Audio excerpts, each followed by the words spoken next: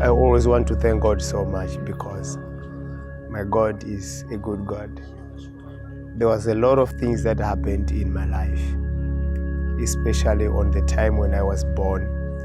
My mother, in the time when she was due for delivery, died. She committed suicide. She drank poison and she died. That was the time when I was still in her womb. And upon being rushed to the hospital, she was declared dead. Upon arrival at the hospital, the whole day she had already been taken to the mortuary. So, according to the cultures of Africa, it is not allowed for a woman to be taken to the grave without being removed the baby inside. So that's when the doctors had to decide to operate and remove the baby.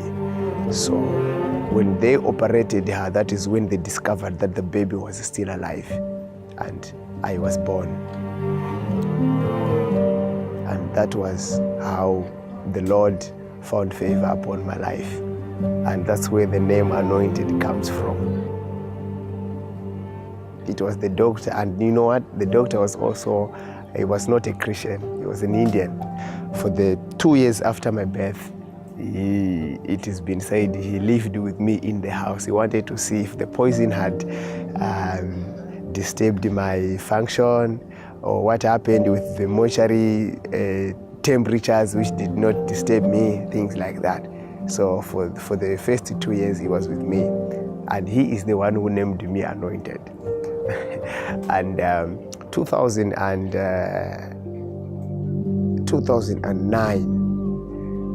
that's when I last have a communication with him. He said in his old age, now I have a reason to give my life to Christ, because I have seen that this is your God who have saved you. He gave up his life to Christ because of what he saw long time ago. So God is a wonderful God. I am a man who always believed that God is a God of miracles. I still remember some other time when I was imprisoned. I was taken to prison over a crime that I did not do, and I was sentenced to 7 years imprisonment. And that time was the worst time that I ever lived in my life.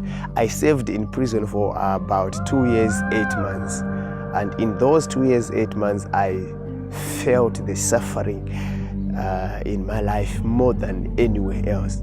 In those 2 years, 8 months, there was a certain friend of us who, because there was no food, life was difficult. In prisons, food was not there, medication was not there, life was just difficult. So some of those prisoners, inmates who were about to finish their prison terms were given the chances to go out, do some work, community services and things like so. So they used to come with some vegetables and they would be cooking and help us with food and things like so. So there was a time when we were towards close up, and our friend cooked some vegetables, but there was also no water. So he went to the storeroom. It was like a garage, and he saw a 5-liter container of water, and he just assumed that this is water, but it was battery acid with some water inside. And he cooked, he fried nice vegetables, and we never even smelled the acid. All of us, we ate, we were 5 people, we ate the battery acid, and we suffered so much. All our intestines were broken. We really suffered, and 3 of my friends died. There was no medication, there was nothing to do. 3 of my friends died. It was me and my friend Vic who survived. Upon that time, my wife was coming to me every day and telling me that, you know what, God still has something. God still has something. God is still looking for you. God wants you to do something. Continue. It is going to be done. God will help you. God will help you. Until one day I just woke up in the morning and I stood up. I said, I need some porridge. And when I said I need some porridge, I said I need water. And people said to me, when you see a man, a person, a human being behaving like this, it means he's about to die. So from that time, I just said, give me. And they gave me, expecting me that after that I'm going to die. That was that. I never died. I was healed. Until today, I don't have even any issue with my body. I don't have any issue with my body. Nothing. I'm just a human being who survives, and the Lord has blessed me. I am married and I have a very beautiful wife with our blessed 2 children. We are serving God as ministers, full-time ministers in the gospel. God is good. God is good.